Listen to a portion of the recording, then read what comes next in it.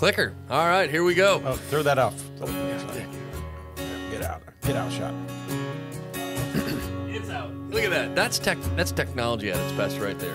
All right. Ready to rock. All right, appreciate everyone listening to today's podcast on building a refuge, otherwise known as The Bar. I feel like I start these things out like not the same every time. I don't think that matters. I don't think it matters either. Griffin, do you care? No.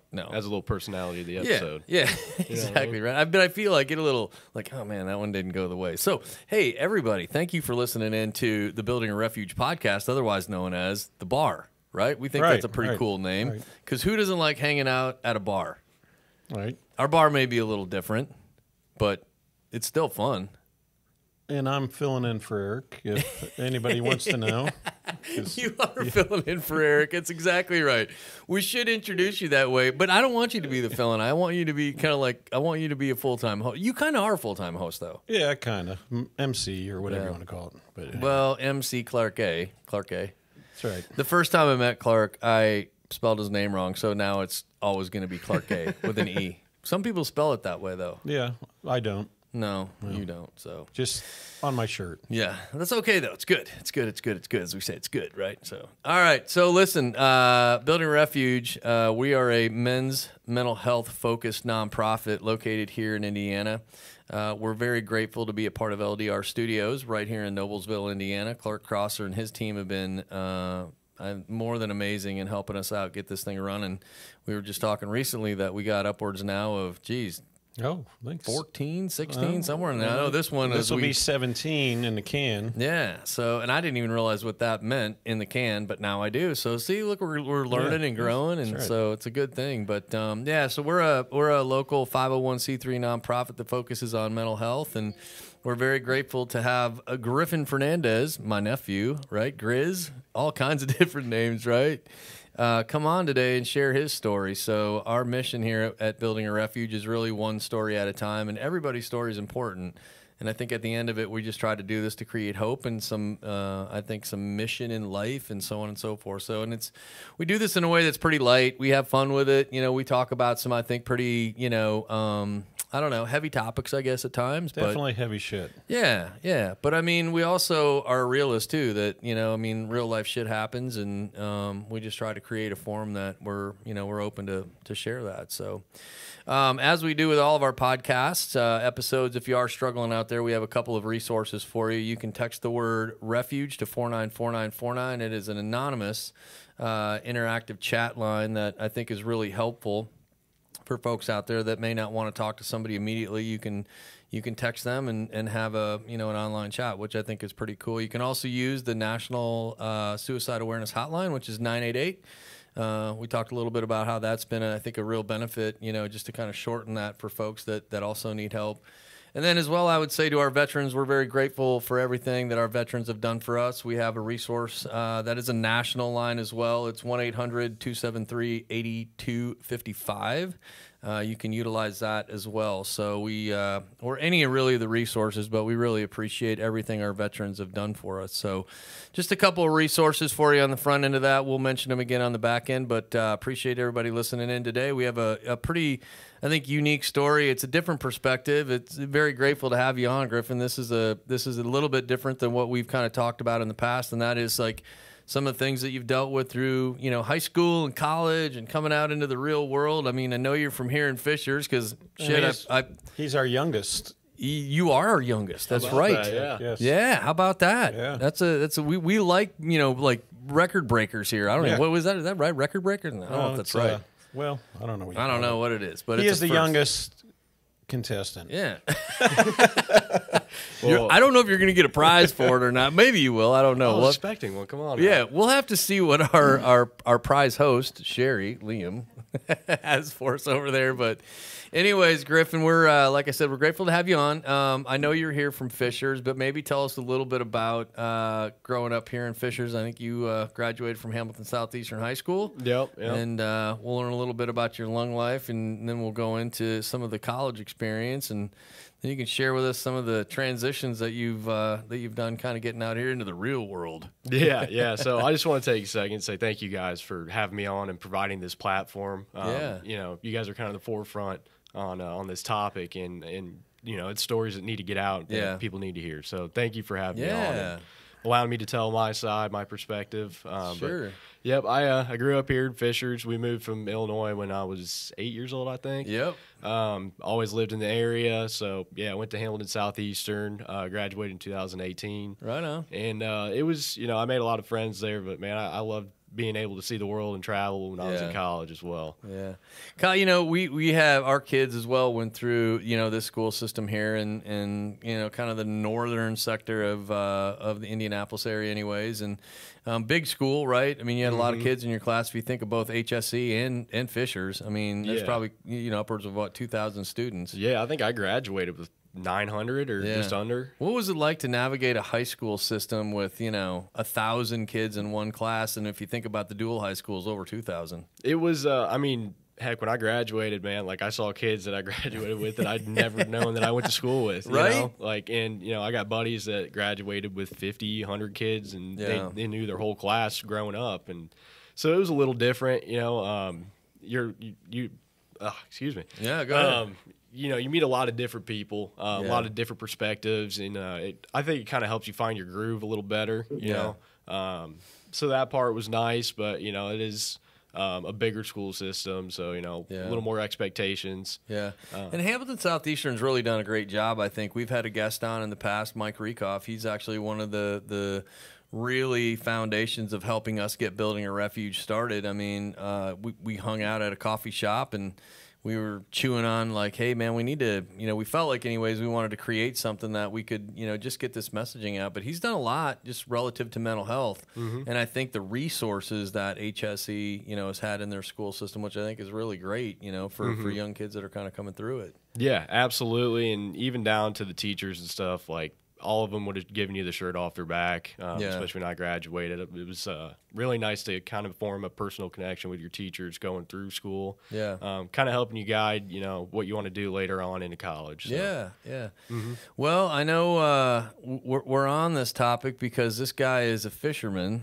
My dad probably had a lot to do with that in his young life of brainwashing him into thinking that the fish is God. Yeah. And it is. What's the biggest fish you've caught? I caught a catfish out of Geist one day that was probably 40, 50 pounds. Oh, wow. Hey, ask this kid, though, who's caught the biggest fish.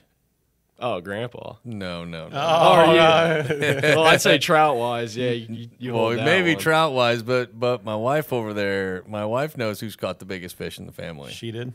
Nope. Nope. It would be this guy right here.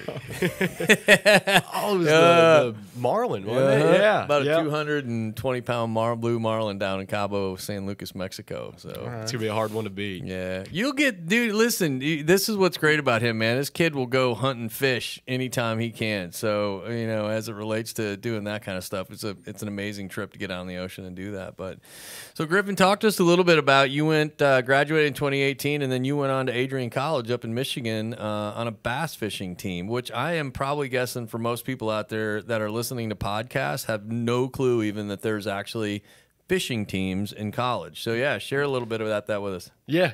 No, if I had $1 for every time I heard, oh, I wish there was fishing when I was in school, I'd right. Probably have a new boat.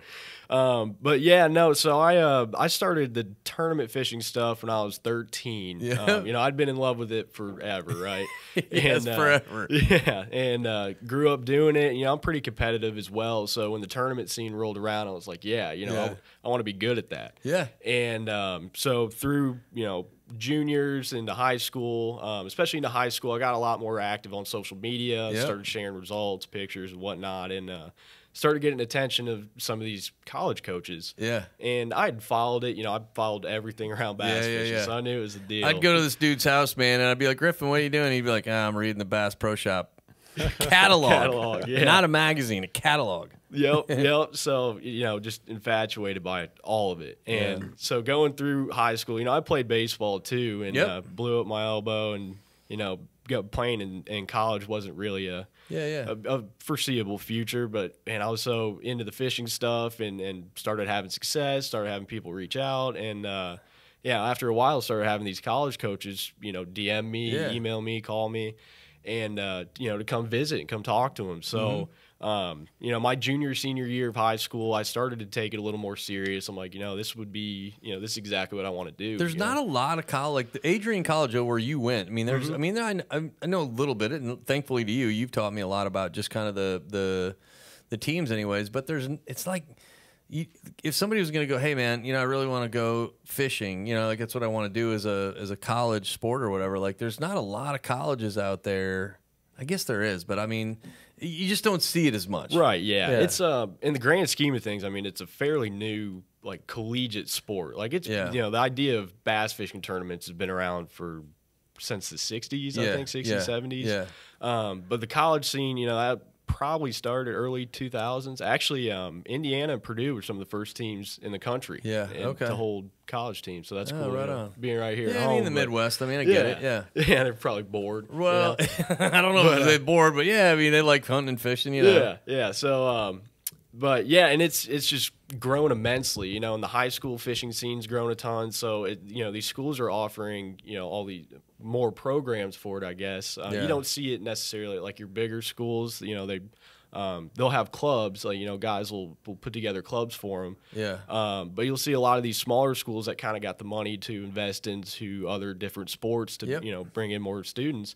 You're starting to see them start up these programs where they are offering money for, kids to come onto their team and pay the travel expenses and all that. So, it just keeps growing, man. Every year it seems like there's more and more schools that And how does that work with, like, the boat that you need to go fishing and the equipment?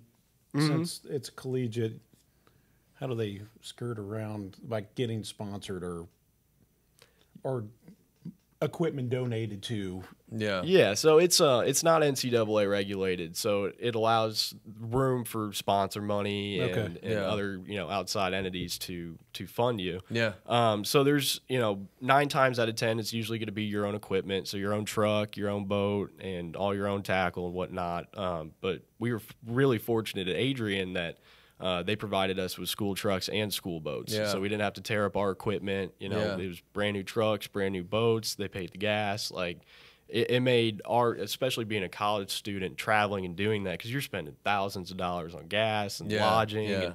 And, so it really just, it saved us in all reality. I mean, you think about all that, and, colleges or families or whatever, you know what I mean, that kind of put those packages together. If you were going to talk to a kid, right, that's out there today, that's a junior in high school or whatever, or senior in high school, and they're like, man, I'd really like to do that. I'd really like to, explore that as maybe an option, as a next step or whatever. Like, what advice would you have for, like, a college kid, or not a college kid, but a high school kid today to go, maybe look at doing these things or that things to kind of navigate that? Yeah, it's, being active on social media is going to be a big thing, and kind of getting your name out there to get the attention of these college coaches and potential sponsors. Because, it is a very social media driven sport as far as sharing stuff and promoting and advertising. But at the same time, to reach out to a lot of these programs, they got their pages where they have the coaches' information and whatnot. So emailing them, calling them, trying to schedule a school visit and trying to get a hold of them. It's fairly easy anymore. But just reaching out and putting yourself out there. A lot of times they'll come to you, if you're active on social media, sharing your results and whatnot. These guys are always looking for new anglers to come into their programs. And how many people are on a team, and, like, how competitive is it to get on the team? Yeah, so our team had anywhere between 28 and 32. Oh, I didn't know if that was that many. Yeah, and there's some teams that, like, a lot of the clubs even too will have hundreds of guys that are signed up, but a very small percentage of them actually do the travel and the fishing side. But as far as, like, the competition between the team, like, we used to have in-team qualifiers, which would kind of rank you almost. So that was kind of how you got placed into, what tournaments you're going to be fishing or how many for the year. And then just other results, like, who's putting in the extra work to go, practice, travel to different lakes. You know, and some guys are just naturally talented that you know, coaches know they got to send them. Just like, you know, any other sport. You know, they got to be out there on the field.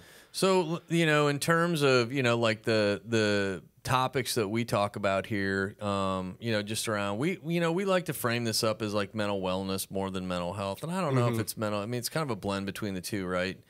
Talk to us maybe a little bit about like some of the challenges that you face, because it's a competitive sport, right? And you're on a big team, and you know, like you mentioned, there's social media aspects to this, right? And I think you can look at social media today as a couple of different ways. It can, you know, certainly people look at it as like, oh man, social media is kind of the problem with a lot of stuff today, right? Especially with mental health. And you can also look at it as it's definitely an avenue that we didn't have before to get like what we're doing right now out to the masses, if you will, to share, right? To share with stories. And that's, you know, that's kind of what we do. But talk a little bit about like, you know, some of the pressures that you had, not only balancing like college, like balancing what you had to do day in and day, but also balancing that you know, the competitive side of like, hey, I gotta catch fish, or I gotta do this, I gotta do that. Like, talk to us a little bit about that. Yeah, I mean, it was it definitely kept you busy, you know, and the pressure definitely was there. I was very fortunate growing up to have you know, some success, and so with that came expectations. And you know, I didn't want to let anybody down. I didn't want to let myself down. So you know, on top of going to school, you know, full-time student, 18 to 20 credits a semester, you know, I'm taking the time to travel because we'd be gone 3 months every year. I think, just about. So you know, you got to really stay on top of like all your schoolwork. That's every college coach will tell you that's what comes first. And then the other pressures, just as far as, you know, sharing all that stuff on social media, staying active to keep my name out there, keep, you know, sponsor obligations. And then just getting the time to get out on the water too, even is, you know, not always the easiest. So balancing all that, you know, it definitely got difficult. There's some stuff that maybe I could have done better back then that might have set me up a little better for the future. But, you know, I tried to make the best of what I had. I mean, I think that, you know, I don't know. I mean, I've probably seen it a little bit, right? Because, I mean, we're pretty close. And so I just kind of, you know, obviously talking to your mom and things like that, you know, I get some good information back on kind of what's going on. And I like to kind of keep up on it.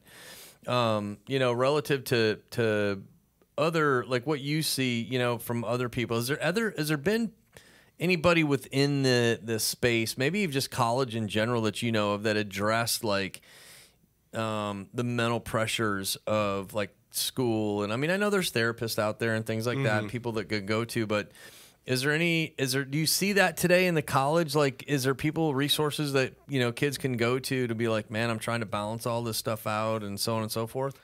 I think you see it more than you used to. And Adrian's a pretty small school, so like as far as the connection between students and the faculty, it was a lot closer. So they did have those resources available, and it made it known. Which was nice. You know, whether it was flyers or they could say something to you or announce it in an email. But you probably don't see it enough, especially at some of these bigger schools like your IUs or Purdue. You know, because there's so much other stuff going on. I think some of that might get tossed to the wayside. You know? That makes sense. I mean, I think, you know, and nowadays, and I mean, you think about it, really, you put this into a bigger bucket, right? It's not, and I don't want to think anybody listening out there today that it's one school or another school, or it's this sport or it's that sport or whatever, right? I think it really lays over itself, you know, across all kinds of different things, whether it's sports or whether it's jobs or whether it's, you know, home life or whether it's relationships or whatever it might be, man. And I just think it's important, you know, for people to kind of, you know, hear real life stories, right? You know, of kind of going through that. So like you said, you guys have had some success at Adrian, man. I mean, you guys won a first-time national championship there, right? That's pretty amazing to do for a school, right? And I mean, I'm sure it took some hard work to get there, and I know all your coaches that put time in, man, and really kind of organized that. But talk to us a little bit about like what that experience was, you know, for you. Yeah, that was kind of one of those moments where, you know, you put so much into something, and you know, you go through those highs and lows of it, like maybe this isn't worth it, maybe, you know, I should, start looking at doing something else. Yeah. But then you get a break like that, and it's like everything was worth it, So we had a pretty good season up until that point, and got into that event with little to no expectations. It was like, hey, we made it. Yeah. We didn't have a great practice, so we didn't think we were going to catch the winning fish, So we're just sitting back. We're Clark, like, hey, you ever think about that when you go, you're not going to catch the winning fish? Well, I was more thinking about what's the strategy as a fisherman, like going into a tournament, and how do you prepare? Yeah, so and it's a pretty lengthy process for a lot of these events that, doesn't really get spoken about or understood as much. So like my routine with it was they'd announce the tournament schedules, and it'd be lakes in New York, Texas, Alabama, wherever, right? Yeah. So the first thing I would always do is, if I had never been to it before, was I'd hop online and just look at every available resource I could, whether that was articles written on past tournaments there, YouTube videos. There's a couple different like nautical chart maps online that you can look at too, to look at the breakdown of the lake. And you kind of try to just build a mental game plan before it, kind of like, I want to go fish this section of the lake this day. I want to go do this over here on this part of the lake. Like, there's a bunch of docks over here. I want to go fish those docks. Yeah. Because it's like the gear, like even the bait, it's different based on the temperature of the water and the color of the water and all that stuff, right? So Absolutely. Yeah, absolutely. So that's kind of the next step in it is, what are the lake conditions like? How clear's the water? How warm or cold is it going to be when we're there? Wind, all that. Yeah. And, so you start to build everything up. You start to gather your tackle for the event and plan, what you want to bring, what you want to leave back. Yeah. So then, you get up to that point, you get everything loaded, get the truck and boat ready. You got to make sure, everything's working on the boat and truck. You ever get stressed out during that time? Oh, yeah. It's the most stressful. So what do you do? Like, when you get really stressed out, like, okay, you say you're preparing for one of these things, right? Yeah. And your favorite pole that you were supposed to have there is not there. Yeah, it's like, I'm just so in love with it that, like, the stress is like, oh, God, that sucks, but, like, there's nothing I'd rather be doing. Yeah. So. Is there a limit on the amount of gear you can take? Some tournaments, like if there's like an angler co-angler deal, so the pro or the angler will be, it's his boat and he's running it, and then a co-angler, rides in the passenger seat, but they fish from the back deck. They don't run the boat or anything. Okay. So it's kind of more like an unwritten rule for how much a co-angler brings. Okay. Generally, like it's not as much as the angler guy. Yeah. So if you show up as a co-angler and you got like a couple backpacks, about 7 poles, and be like, hey, bro, you mind if I get one of those over there? Yeah. It's a little frowned upon. Not going to work out very well. I mean, it still happens though, Yeah. But yeah, usually it's like as much stuff as you can fit in that boat, you're pretty much good to go. Like, there's other little things, like you can't bring like an extra gas tank or like a ladder to try to look at fish and stuff like that, or any lead weights, right? Yeah. Sorry, man, that was a pretty. Oh yeah, I knew it had to come up. At some point, right? But, yeah.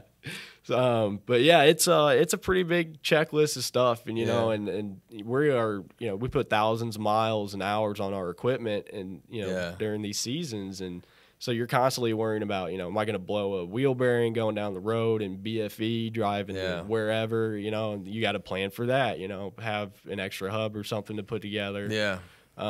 So it's like all these little mental checklists you got to go through to make sure you're straight, or all of a sudden, you're getting halfway down the road and something screws up, and you don't have any tools or something. Like, it's a lot, but that can be, again, and I think the purpose, man, of sharing some of this stuff is like, this is real life shit, right? And so, when you go into, no matter what it is, right, we happen to use like what your story is, Griffin, your what you've done in fishing and so on and so forth, but I think for the purpose of what we want to try to get out to our listeners and try to get out to people is especially younger people that are doing or are involved in college sports, collegiate sports, whatever. Man, there's just demands that come along with it. You know what I mean? They're heavy demands, and not to say that they're a bad thing, right? I think what we want to try to do is shed light on from your own personal experiences is how do you get through some of that shit? Like, how do you get through those? Either, man, my equipment broke down today, or I wasn't prepared today, or, I failed, I guess, if we want. I hate using that word failed because I just don't like it. But maybe I didn't perform as what I thought I was going to be. because I think this can, like I said, it can lay over a lot. You know what I mean? Yeah, in terms of this, yeah. and that's why I'm so intrigued with it, because it is a competitive sport. You are in the real life throes of college. You're dealing with, to your point, traveling across the United States, driving. You got buddies in the truck that are sleeping. You're trying to figure out, where in the hell do I go? If your phone's not working, your coaches might be bitching at you. Your parents are in your ass. It's like, man, I can have a lot of shit going on, right? Yeah. So, you know, what was some of the coping mechanisms or things like that you did? You know what I mean? Was it your fellow fishermen's, or was it, you know who was it that you kind of lent on to be like, I'm just struggling, right? Like, shit, I don't know what to do. Yeah. So, you know, being on the team and being a pretty successul team, you got a lot of guys. Everybody is the exact same. Yeah. You know, everybody was my instant best friend the first day I got up there. You know, like, first time I was like, gosh, like, these guys are just like me. And especially growing up at HSC, like, nobody really did what I was doing. I mean, it's very unique. Yeah. I mean, I don't even think, like, Carmel High School, I don't know if they have a fish team, do they? I don't think they do. I didn't. I mean, this is the first I knew of I a asked you fishing 'cause team you're- anywhere. You're a Carmel Greyhound, so An old one. that's right. I don't think fishing was invented back then. You're just mature. It's not. You're not old, Clark. Yeah, you're mature. Yeah, but no, it's cool. But yeah. So, you know, I was able to lean on those guys a lot in Yeah. those types of situations, whether it was something I didn't know how to do, or, you know, something messed up and I needed a part for something. One of those guys would have it, Yeah. right? Like, and just, you could just spitball and bounce stuff off those guys 24/7. You know, I lived with them. Yep. Our team was together every single day for 4 Yeah. years, you know? So, Clark, here's why I asked that question, and you'll connect to this, man. I mean, you have a community, right, Griffin? That's what it is. Yeah. And we talk a lot about how important that is, you know, to have a community of people that you can hang out with and, you know, do that, like just throw shit at them or whatever it might be. Because I see, like, sitting around talking, there's got to be all kinds of different techniques based on where you're fishing on a coastline or whatever. Mm-hmm. Did you learn some different techniques from teammates that you weren't privy to before that? Oh, absolutely. When I went up there my freshman year, you know, I was pretty excited that, you know, I thought I was going to kill it the first time. We're laughing at our guy Dustin over here's got some cue cards. I don't know what's going on. I love it. We're on the fly. Yeah, okay. All right. Go chill. Yeah. I love it. Okay, back to techniques and stuff. I love that. So, you see, know, we're professionals here, man. Yeah.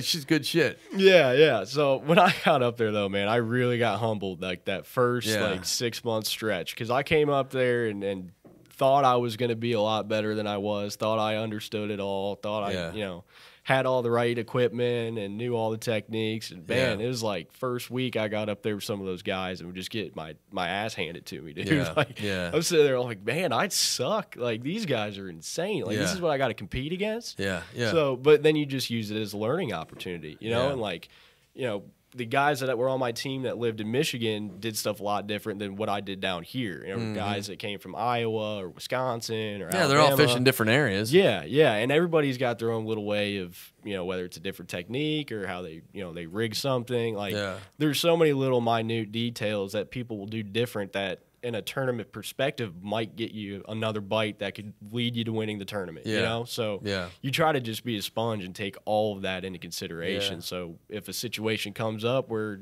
you know, you learn something from, you know, Joe Schmo, like, you can apply it and, you know, it could turn into success.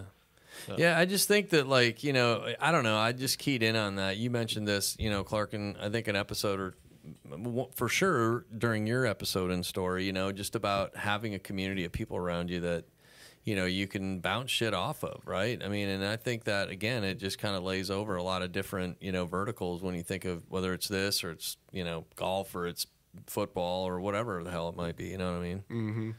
I mean, you can lean on people, and that's important. Absolutely. It was very refreshing, you know, very calming when I got up there because, you know, I moved to a different state. You know, people, I had not a single clue who anybody was when I first got up there besides guys I had followed on Instagram from the team or whatnot. And so it was, you know, I was nervous because it's like, you know, I got to meet a whole new group of friends. I'm in a completely, you know, foreign place to me. You know, you're away from home the first time. Absolutely. And it was just like instantly, you know, these guys were we were just tight, right off the rip, and it made getting used to being at college and having people to lean on just a lot easier, Because I'm sure a lot of kids, and I do know this, that a lot of kids do struggle with that when they first go to school, especially when they're going out of state or somewhere where they might not have their high school friends. That's right.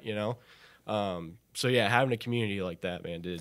Yeah, and I think again, for what we're trying to do here on the Bar Podcast, man, is to share that kind of stuff because it's important, man. And I think there's been a couple of different guests that we had. We talked a couple episodes ago. We had somebody on talking about the importance of having a mission. You know what I mean? And I think you don't have to boil the ocean. You know what I mean? And I think sometimes that's what happens. Especially.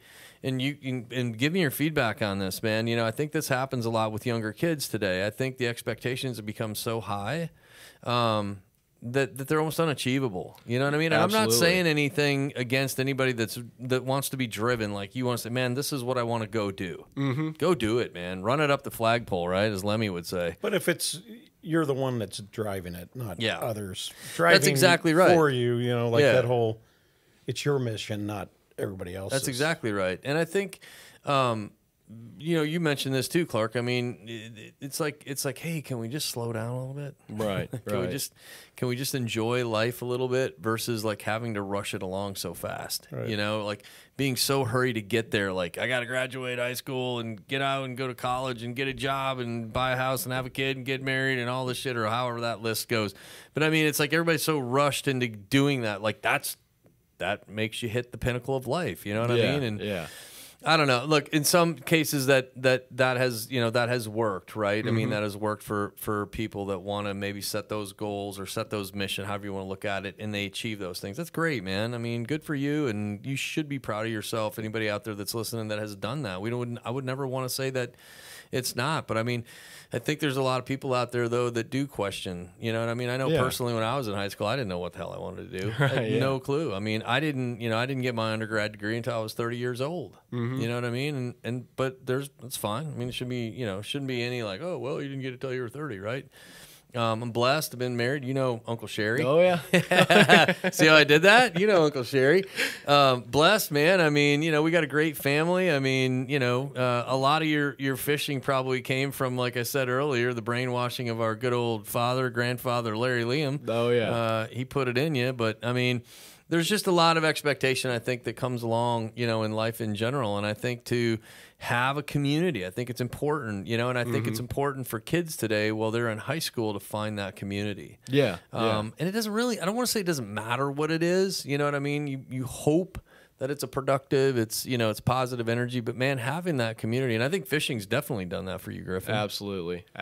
Just finding a community within, what your passion is. It could be anything, art, fishing, sports, whatever. What do you do when you go home, or what do you think about when you go home after work? Yeah. And just get lost in it. You know what I think about? I think about LDR Studios in the next podcast we get to do, and that's thanks to this dude, man. Yeah, and it's like that's why we're all here. Yeah, I mean, I never thought. I mean, you're a part of this story, Griffin. I mean, I lost a brother, you lost an uncle, and my brother Brent, man. I mean, he loved fishing and hunting as more than anybody else. You know what I mean? So, but if I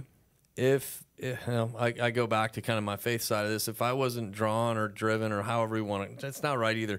But if I wasn't led this way, Clark and I would have not crossed paths. And we have a commonality that way in terms of losing a loved one to suicide. And so, by expressing ourselves and being able to bring people into an environment like this to be able to share stories and share things like this, I mean, it's been hugely helpful. And that's like today in my world, that's what I think about. Like, how can we get the next person on here to share a story? And it's, I tell him all the time, it's thanks to LDR Studios and this team that has allowed us to do that. Yeah. Some of us sleep on the job.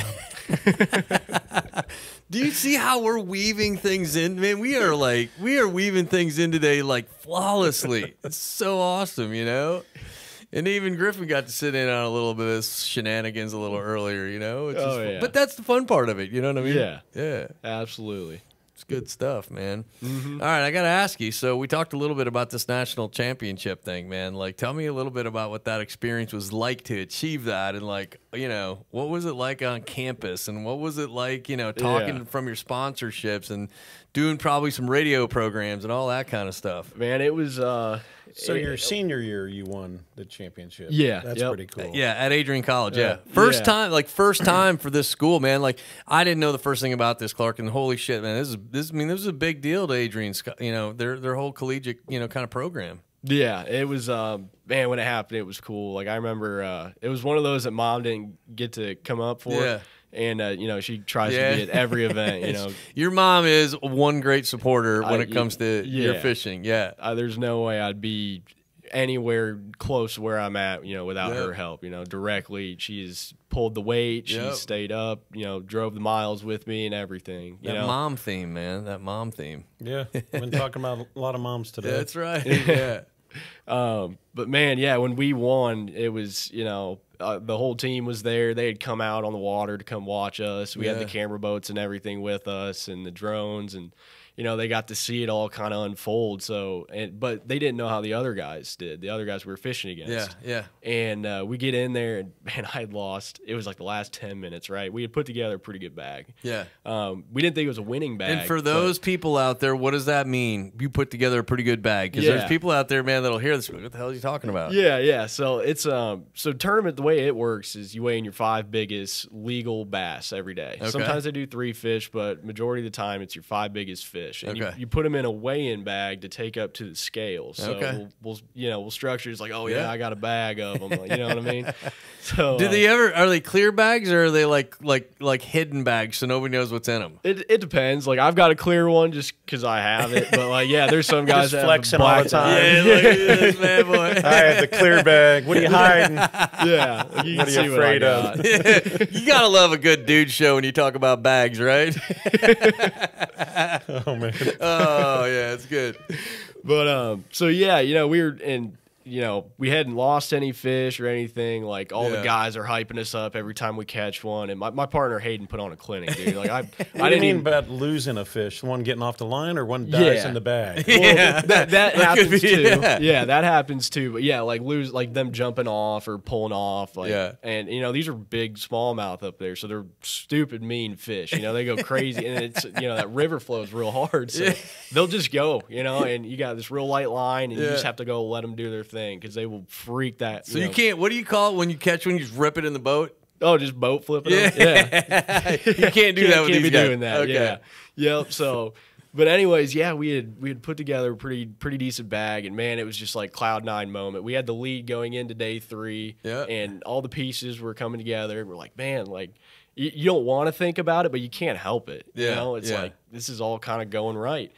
And we get to the last like 10 minutes of the day, and we have one last spot that we had seen some big fish on. Guys had caught some big fish on it, and we're going through, and we're looking at weigh-in. We're like, man, like we got like 10 minutes, dude. If we catch one more big one, like we could possibly win the national championship. And man, I hook up with something, and it is so far out there. I'd made a real long cast and let it just drift with the current. Yeah. And I can't tell what it is. It just feels like a stick. I'm getting no head shakes, no nothing. I'm like, what is this? And like 50 yards away, this 5.5-pound smallmouth comes jumping up, and that's a big one. Yeah, you know? Like, no, I know that. That's the one we're looking for. So we're like, oh my gosh, like this is it. Like this is the don't moment. lose it. Yeah, this is the moment, right? So I'm fighting it. And we get it to the boat, man, and it comes around to the back of the motor where my partner really couldn't get it with the net. It comes and jumps off. Yeah. So we were like, oh my gosh, like that's how you finish second in a national championship. I was going to ask you about the fish that got away story. That's it. Yep. That was almost one of them. You know, we were sitting there, we're like, you don't win in moments like that. It's got to be a flawless day. Everything's got to go right. Yeah. And we're sitting there, we're like, of course. Last 10 minutes, like we got the lead, but we don't have that big of a limit. Yeah. We're like, we just lost. Like, there's no way. So you lost that fish? Yeah. Oh, shit. It jumped off. Okay. Yeah. Okay. Yep. So And of course, we went from cloud 9 to rock bottom real fast. Yeah. So we get up to the weigh-in stage, and they start staging the boats and everything because it's just the top 10 on the last day. Yep. So they cut the field down from like 200 or 150. Yeah. And really rolled out the red carpet for us for it, man. It was super cool to make that day 3 cut. Yeah. But our camera guy who was with us, a couple hours before when we were, screaming, our boys are out there hollering, following us around. Like, he thinks that we're still on cloud 9, and, we get back in and he's looking at us. He's like, how you guys feeling? We're like, dude, we lost. Like, there ain't no way we're going to win. Like, we just jumped off a giant fish, like the one we needed. And he was like, oh, no, like, everyone's kind of like, uh-oh, and we're talking to our buddies, and they're like, how'd you guys do? And they were pretty, close to us because it's a cumulative weight every day, right? Yeah. And they were just a couple pounds back from us. They're like, dude, we got him. Like, we got a bag of them. We're like, dude, no way. Like, that's it. Like, I don't want to hear that. Yeah. And, that's just putting salt in the wound at that point, But, luckily they're two of our really close buddies. So it's like they do win, it's no sweat, but it's like, man, we really want to win, you know? Yeah. So we get up there and everybody's weighing in, and like we're kind of trying to gauge, like, all right, that fish must have went, was that heavy? Like, they probably got 18, 20 pounds, right? Yeah. And so we get down to the wire and we're starting to do the math, and we're like, all right, realistically, we probably have about 18, 19 pounds in these 5 bass, right? Yeah. And these guys are going to need 23 in order to take the lead from us if we weigh that in. Yep. They only ended up weighing like 19 or 20 pounds. We're sitting there and we're like, dude, like, we might pull this off. Like, I don't want to say anything yet. Yeah. And, and we were the last ones to weigh in because we went out as the leaders. Yeah. So they just like, 10th place weighs first.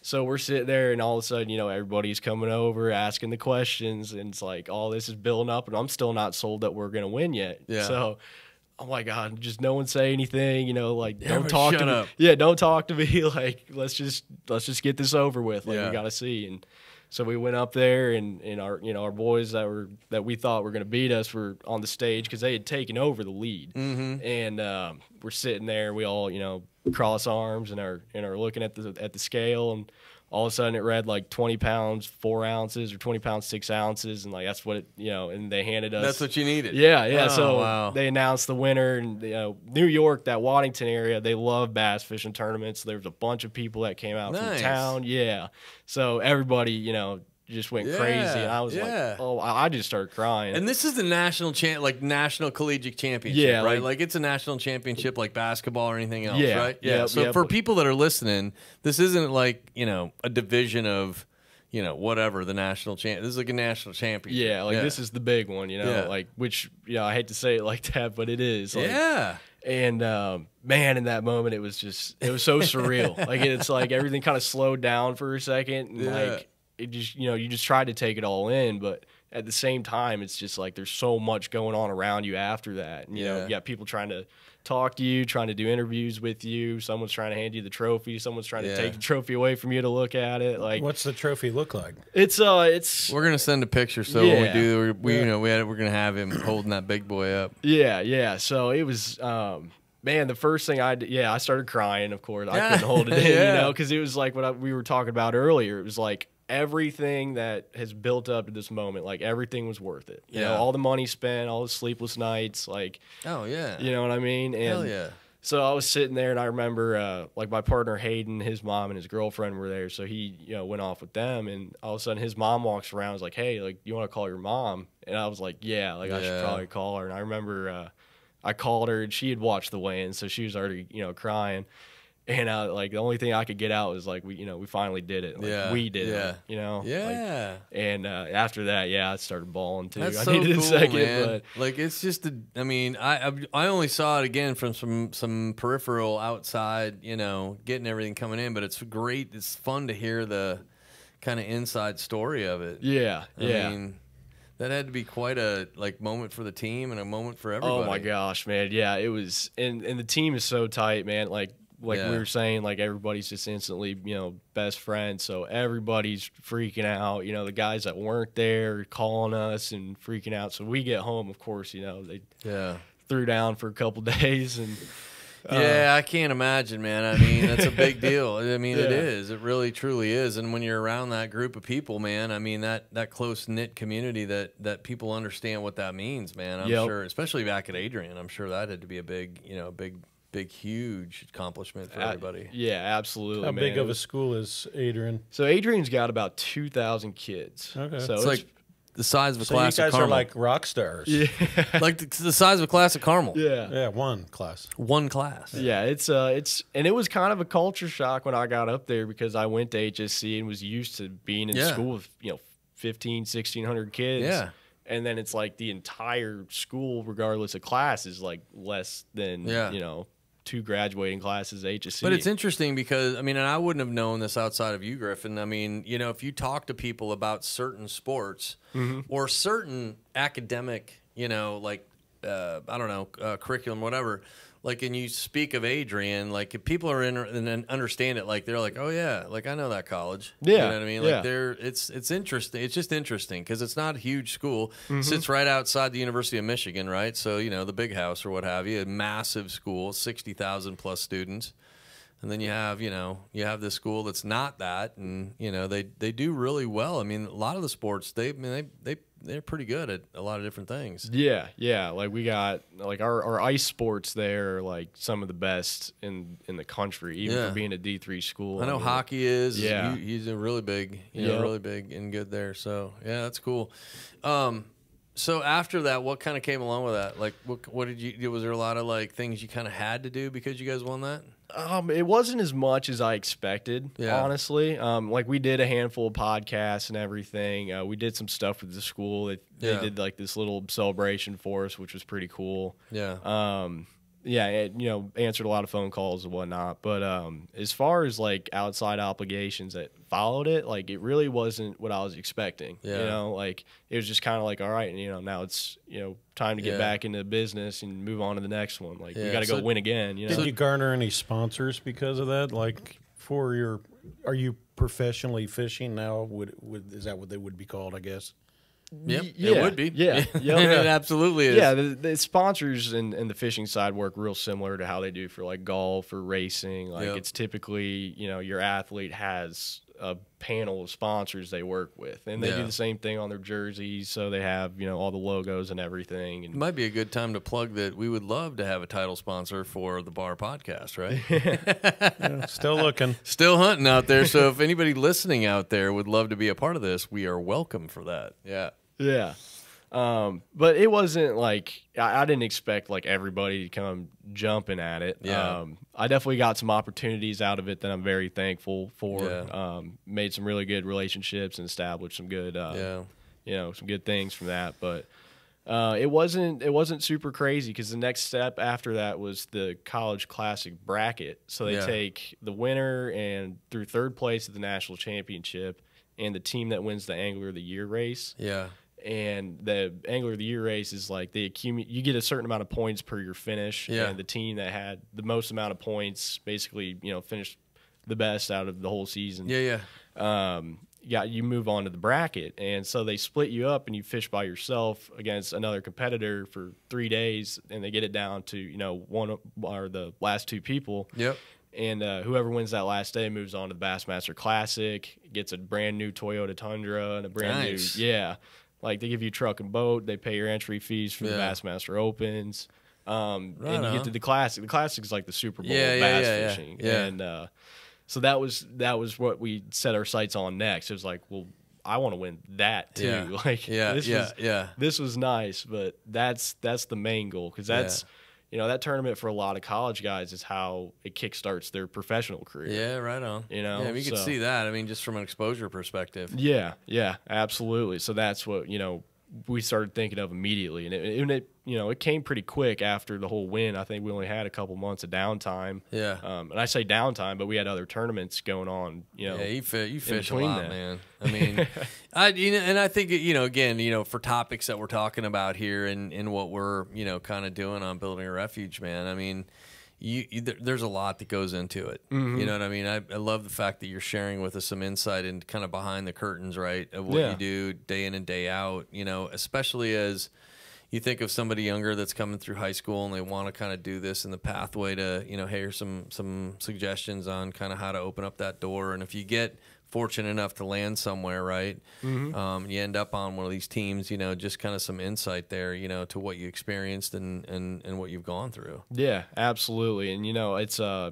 especially like anymore or recently, the amount of high school kids and stuff from even around here, you know, compared to when I was doing it, there's just a lot more that seem like they want to, and it's been really cool, you know, helping a lot of these kids Well, again, out. I think it's a community, man. Yeah. And it might be a community for some kid that, you know, maybe doesn't want to go play a contact sport, right? Or maybe you know, just isn't comfortable in that setting, or quite frankly, maybe just doesn't have the size or scope or whatever to play in a, or you're a part of a massive school system where you could get lost really quickly in a big sport like that, right? So but what I also think is cool is that you know, you've displayed obviously that the community side of this thing has been hugely helpful to you, but it also gives a kid a mission, right? Gives them something to look forward to every day. And I think we talk a lot about that just as it relates to mental health.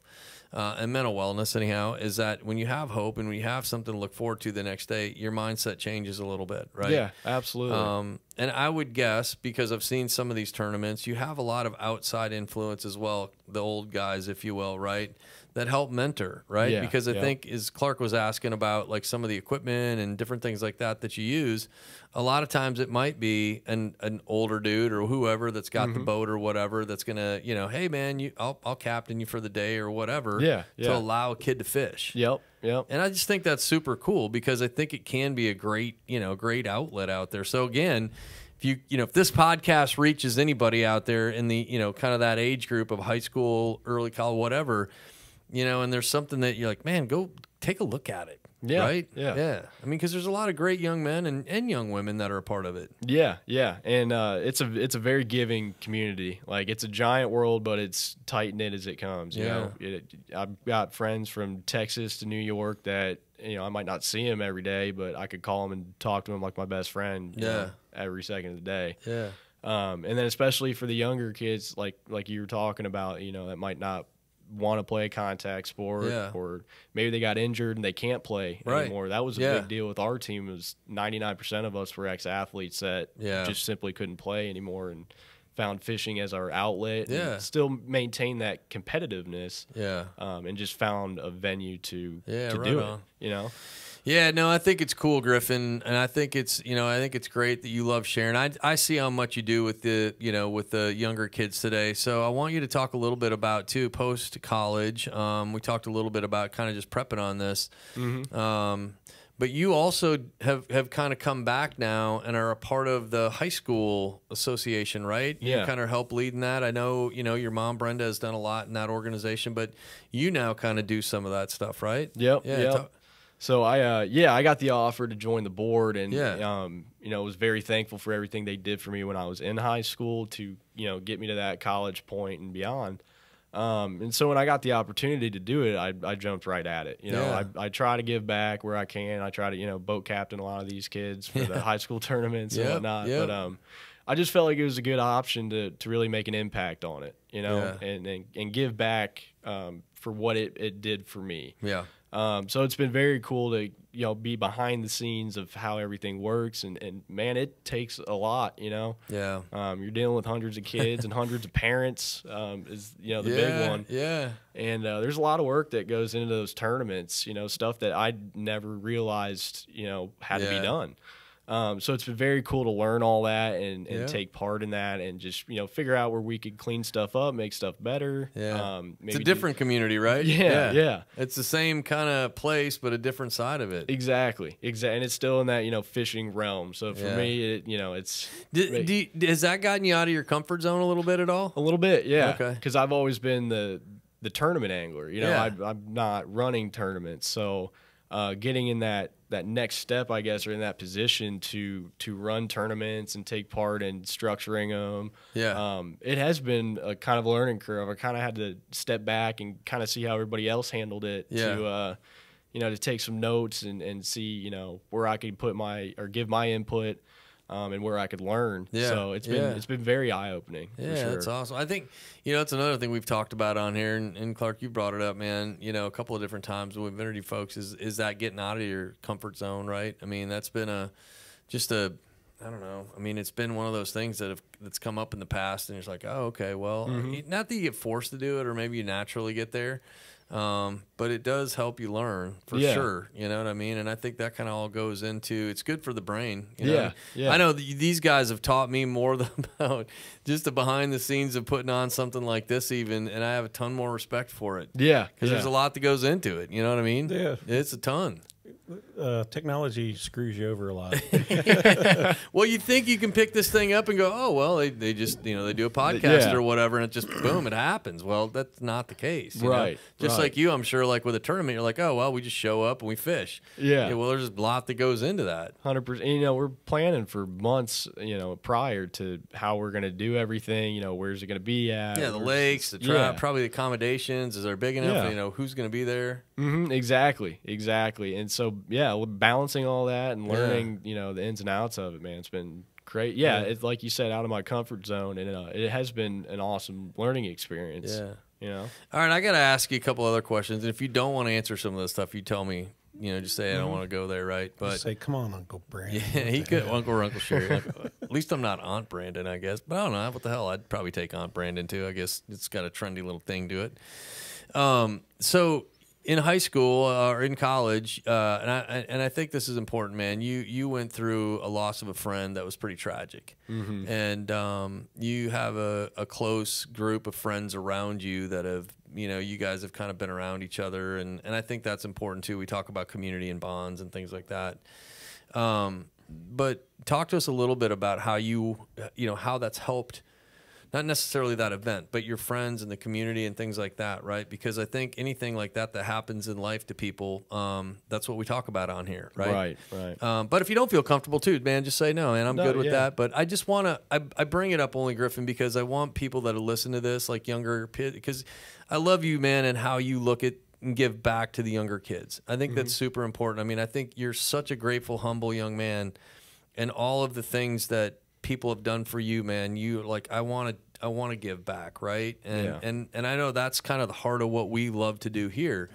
And I think this is a big part of your life. You know what I mean, man? And so talk to us just a little bit about, you know, how you've just kind of, you know, learned from that experience, and maybe just talk a little bit about like some of how your friends have helped you kind of through that personally. Yeah, it trying to think of where to start.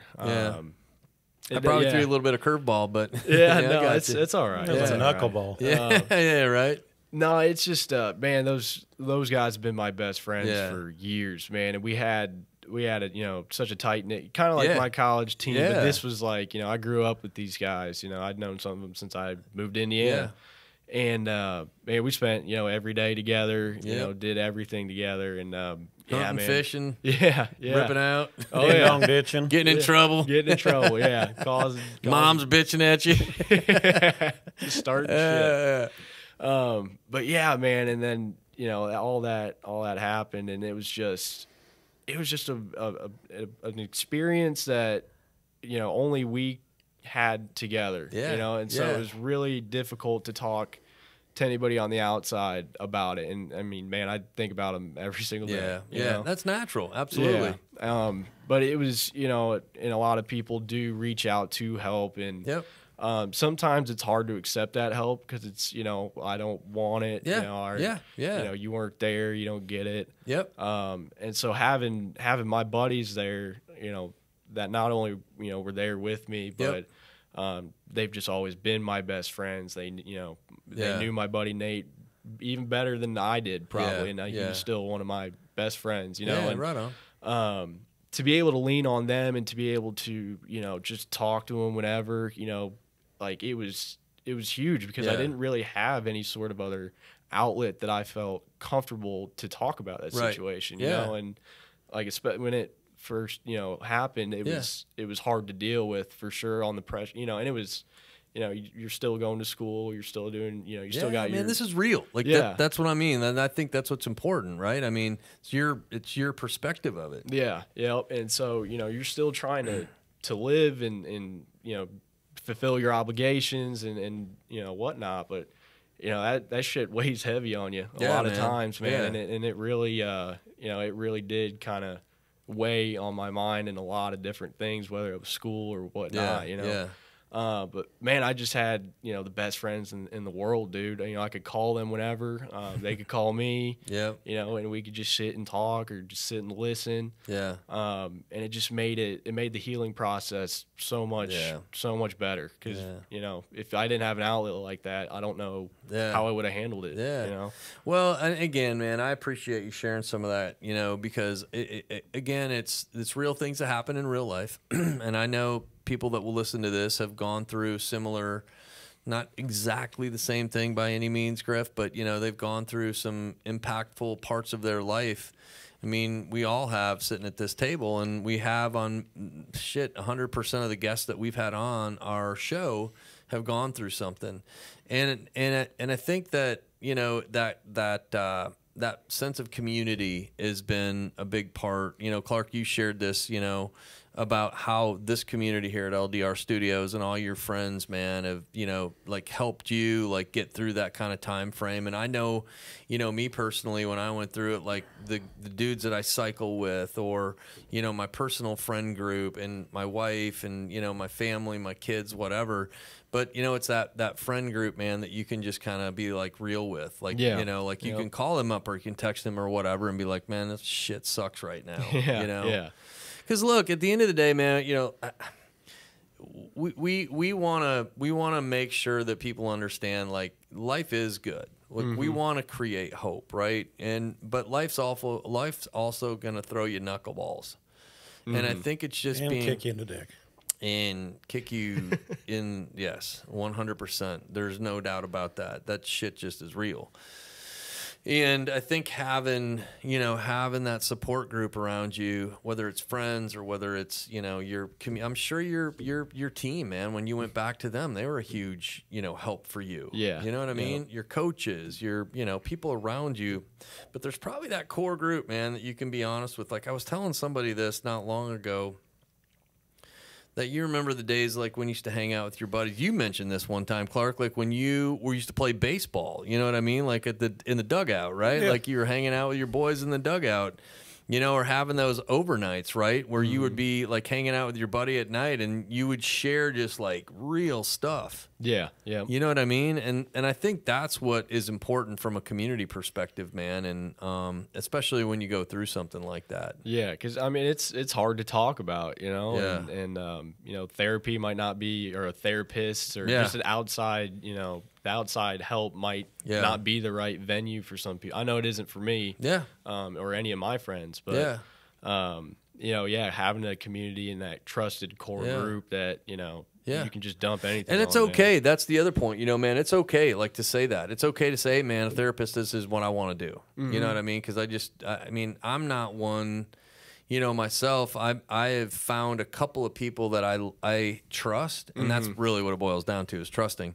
But that I trust, man, and that, you know, they're not a part of my family. You know, they're not part of my circle. So I can say, I can just throw anything at them that I want to. You know what I mean? Right. And this lady that I talk to now, man, she's pretty cool, because I told her right up front, this is what I want you for. You know what I mean? So I don't give a damn what your company wants. This is what I want you for. So either you can do it or you can't do it. You know what I mean?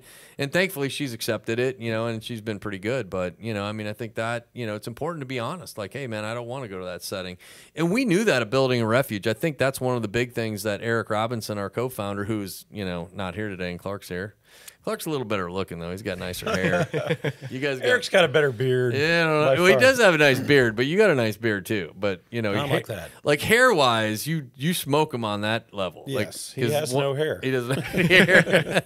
Except on his chin. Exactly.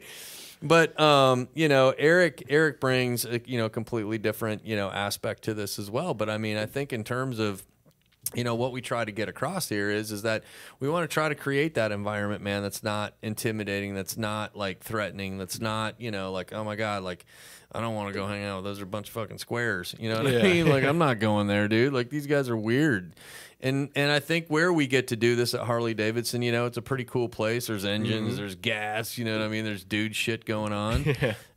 Dude shit going on, right? Like dude shit that goes on here at LDR Studios. But I mean, it is a place where you can go chill out and relax, man, and come and have some food and just, network at the end of the day, you know, and maybe, and just maybe, we'll maybe get smash burgers next time. Yeah, I know. People are a little bummed about it. So, good point to plug. We have monthly meetings at Harley Davidson in Indianapolis, but I was supposed to do smash burgers and I pulled the trigger. That was because Eric couldn't be there. All right. Well, you can do smash burgers twice. Yeah, I'll do smash burgers next month. There you go. Man. No one's going to complain with that. But yeah, so we're grateful to them because we have been able to kind of find a pretty chill environment over there to do this in, and we were humbled. We just had a meeting just recently, and some pretty cool shit happened. So it's kind of fun to do that. But yeah, man, I think that's great. And I mean, I know some of your buddies, man. So it's fun to ask about it because when you think about like this, we can have a personal conversation. But man, when you think about where this goes, like it goes out, man. Yep. And I hope that like as you push this out to your network, man, some people hear it. Maybe they learn something new about you that they didn't know before. Yeah. And absolutely. they call you and they're like, "Damn, Griffin, I didn't know that." Yeah, and it's like, and if it does help anybody, like that's what I'm here for. That's why I wanted to do this. Share any secrets about fishing that you want to share? Keep your bait wet. Listen, man. Hey, there you go. I was going to say, this is kind of like Fight Club. We don't talk about fishing secrets on the fishing show. You know what I mean? 100%. Yeah, no doubt. I'm just saying, because I need some pointers. First, you got to buy a fish bowl. Right? Keep your bait wet is what I just heard. Yeah, that's a T-shirt. I'm putting that, like, that's going on a T-shirt slogan. Yeah, that'd be a good one. Building a refuge, keep your bait wet. Oh, I love it. All right, so I want to kind of not close out with this, but I know you have transitioned from college. Congratulations on graduating, and you've transitioned into the work world, right? I don't know if that's the right way to put it, but tell us a little bit about what that experience has been like, coming out and then going like, what the fuck do I do now? Dude, it's definitely been a change of pace. Because Clark and I are still trying to figure that out, aren't we? Yeah, I don't know what I want to do when I grow up. Right? No, it's been a change of pace for sure. Especially moving back home and getting into a different routine compared to what I'd been living for the last 4 years. It's been kind of a shock. I knew it was, it had to be done at some point. You can't live in college forever, as bad as we wish we could sometimes. But I don't know if I want to go back. We have a Vincennes connection, so I don't know if I'd want to go back to Vincennes again. Yeah, I'm pretty happy with where I'm at. Right now. Yeah, same. Yeah. Yeah, I just missed the fishing part. Right? But my dad, your grandfather will appreciate that. Yeah. Oh, I know. He will. But it's been kind of confusing to navigate. I'm still trying to figure out what I'm comfortable in. What other options are out there. Just kind of piecing it all together. Well, what would you tell somebody listening to this, Griffin, that's coming out of college, right? I mean, you got a personal experience with this, man. I mean, obviously, I know you're working full time and you're doing that and things like that. But I mean, what would you tell somebody, man? Like, hey, because we kind of say, hey, listen, don't rush life, right? Like, chill out, but let's be real, man. I mean, there's real shit to pay for, right? There's car what did payment. you go to school for other than fishing? I went for business marketing. That's what my degree's in. We may need you. Let me know. Yeah. We know. We need somebody to manage us sometimes. We're a little squirrely.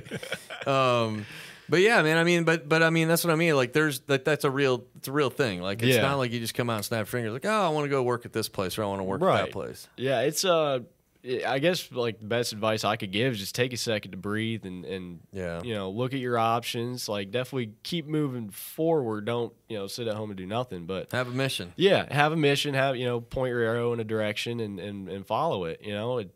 There isn't certain set expectations for you when you get out of school. Yeah, you need you need to have a job and work on your future life. But it doesn't have to happen right now. You know, there isn't going to be a perfect job for you waiting as soon as you get out.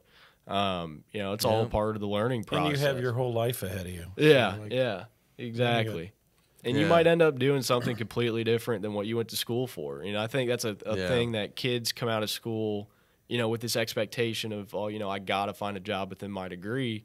I don't know anybody that's doing their job that they went to school for. Yeah, I mean, it's interesting because, I mean, you think of, like, the general degrees that are out there, right? You know what I mean? That most, I'll say the higher population of people go to college for. You know, obviously there's a specialized physician, pharmacy, lawyer, dentist, blah, blah, blah, right? Those specialized degrees. But beyond that, you know, you might go for a degree for sociology or business or, you know, liberal arts, whatever it might be, man. You know what I mean? And so to your point, I think it's a great point. There's not like a cookie cutter, like, oh, you're going to come out and you're going to do this. Right. You know, and then there's like, what do I do? Like, you know, what do I do? We had a guest on just recently, man, and super young man, and he'd been working in the restaurant business for quite a long time, and he's just like, man, I know that I need to make a change at some point in time, and we we applauded him for like knowing that, like just knowing that. Yeah.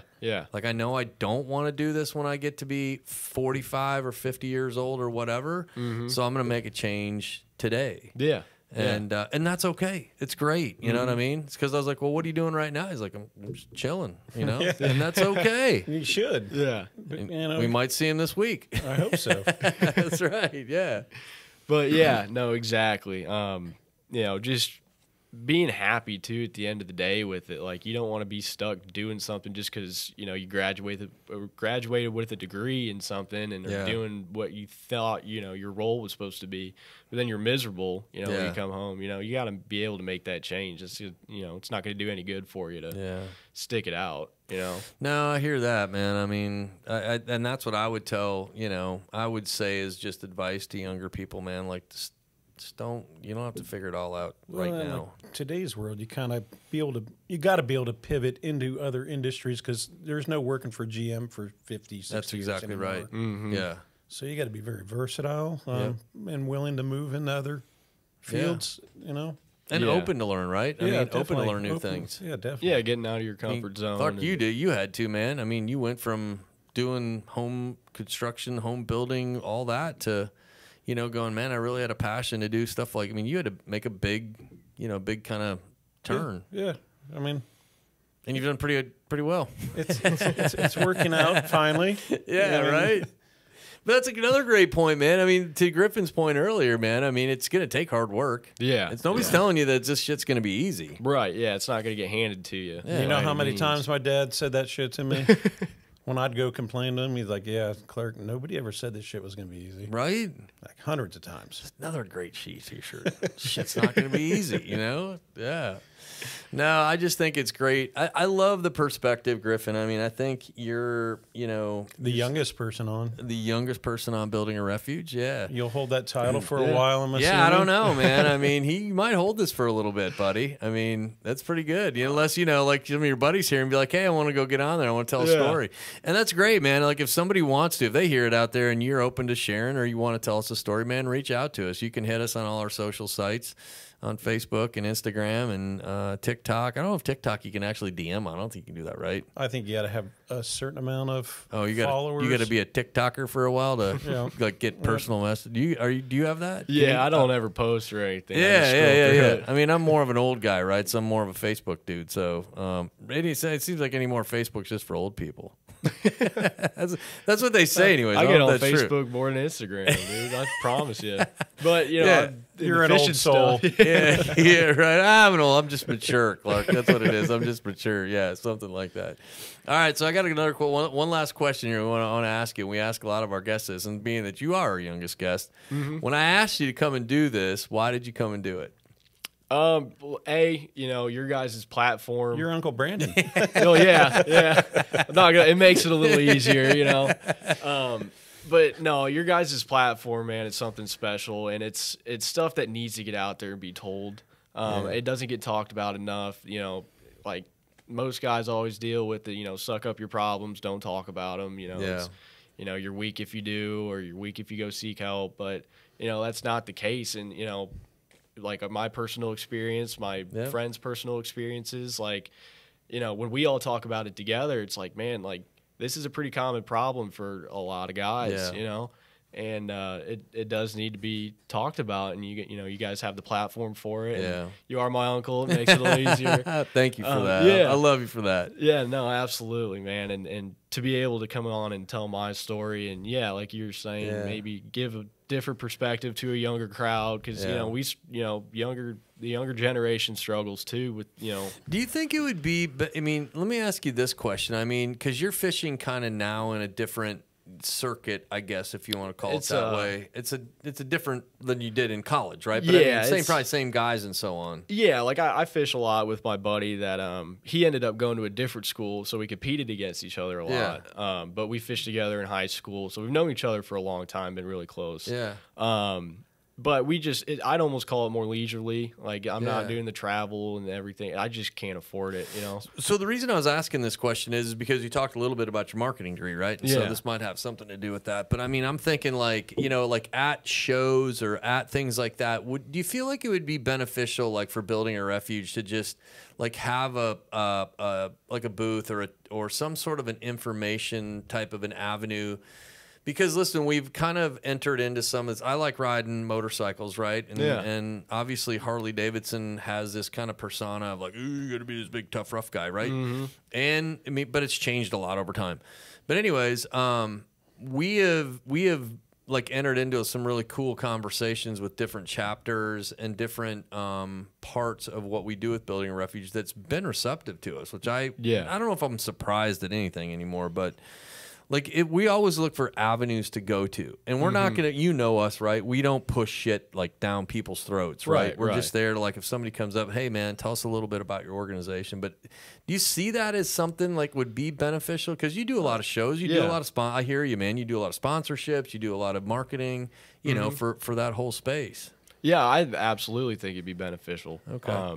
You know, it's what you guys do isn't like specific to any sort of market or anything. Yeah, you know, it's a personal thing, and you know, people are still human regardless of what they do. You know, and this is, you know, the type of stuff that, you know, a lot of us do need and to be able to talk about it. So I think it's an outreach, but you do need marketing procedures to send the message or get the message. Yeah, you gotta get it out there. And build your viewership and and let people know that it's there. Well, I just think about it, man, because, you know, predominantly fishing is a male sport, right? Or a male dominated. It's I don't want to call it a hobby because it's different, man. Because I know a little bit of through you, right? And Brent used to fish a lot, like in the Tuesday night tournaments around town and shit like that.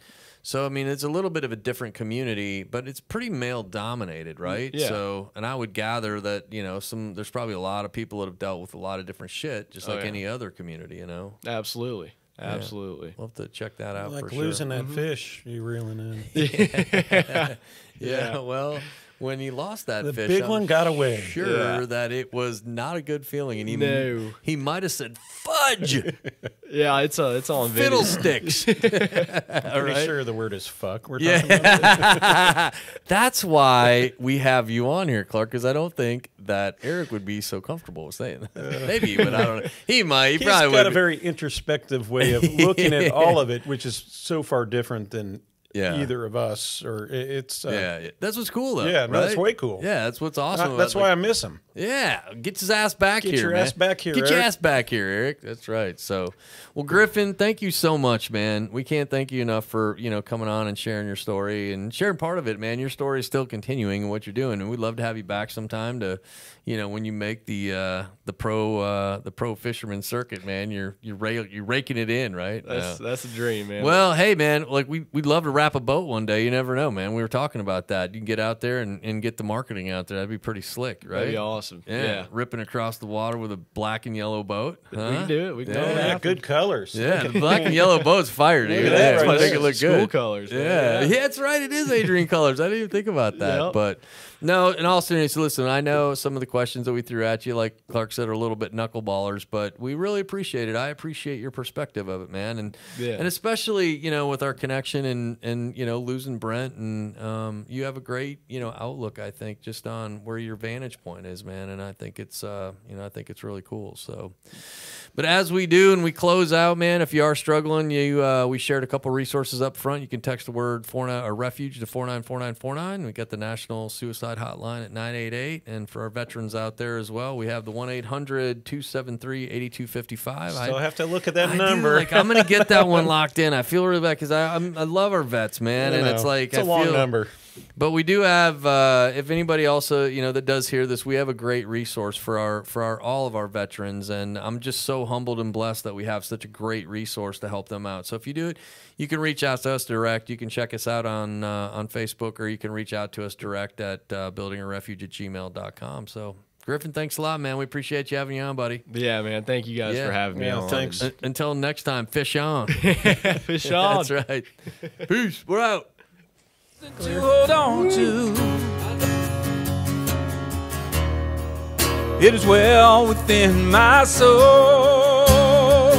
Jesus built me a refuge, someplace I can run to, a place we now call home.